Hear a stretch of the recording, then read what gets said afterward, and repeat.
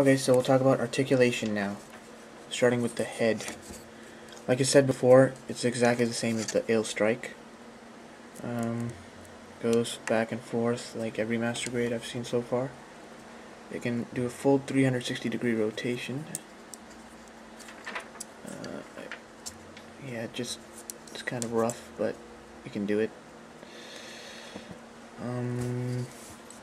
Talk about the arms, the shoulders. They move like that. Pretty decent. They move forward and backwards. The shoulder a little, and then they go about that high, pretty high. The shoulders start hitting the face, the side of the face, as you can see, and they go down about that much. That's just the shoulder, so you can see from the other arm. Yeah, it's a little rough in moving it. Maybe it's because it's top coated, I don't know. And then shoulders are a bit wiggly. You have to kind of push them in from underneath to lock it so it doesn't like wiggle as much. But it's okay. I mean, it's gonna stay motionless if you don't touch it, obviously. And then the arm itself moves, not the shoulder, the arm, like that. Moves at the elbow, double joints. So full 180. The armor pieces touch. I think that's it for the arm. The hand, it's on a ball joint, but it's can move pretty decently. The fingers are not separable since it's not one of the newer ones, but 3 are the trigger fingers, independent, and no peg for weapons, unfortunately, either. But still, it's okay. It can hold the sword pretty well as the shield and Gatling gun, because that pegs onto the arm. No problems there. And that's the arm. Torso, it goes up, back and forth pretty good.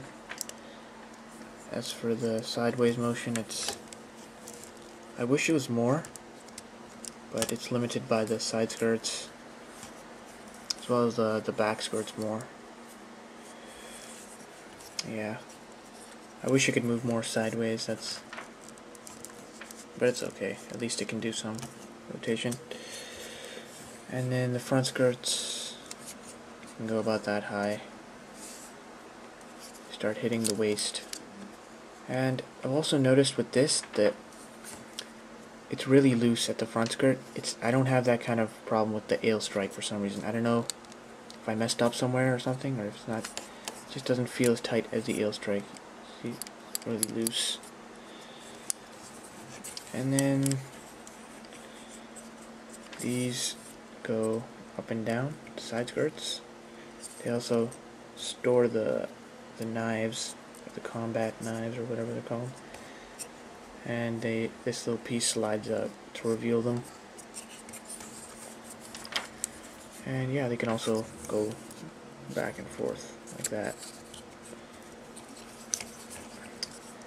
And the back skirt, just one piece. This entire thing is one piece.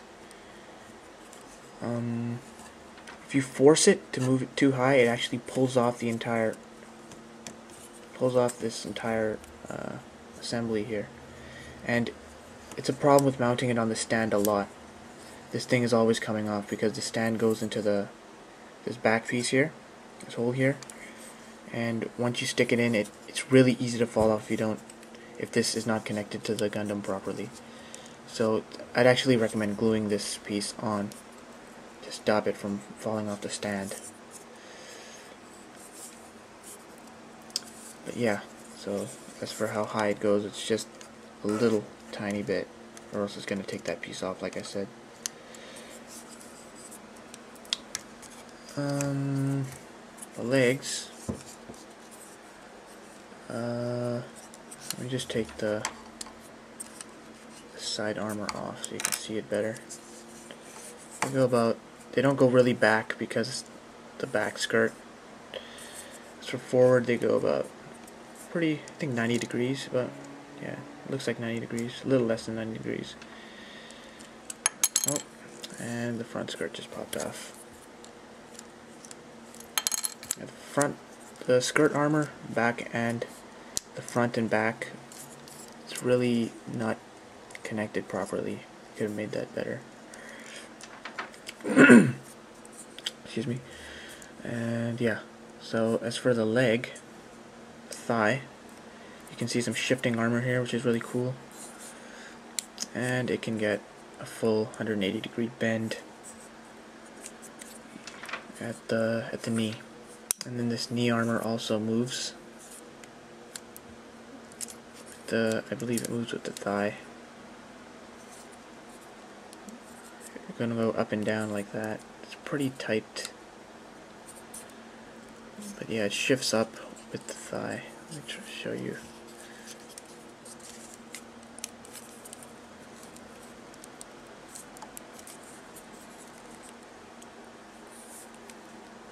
Yeah, it's really hard to do this. It's really tight. Yeah. Okay.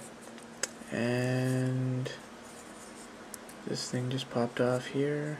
Just click that back. Okay.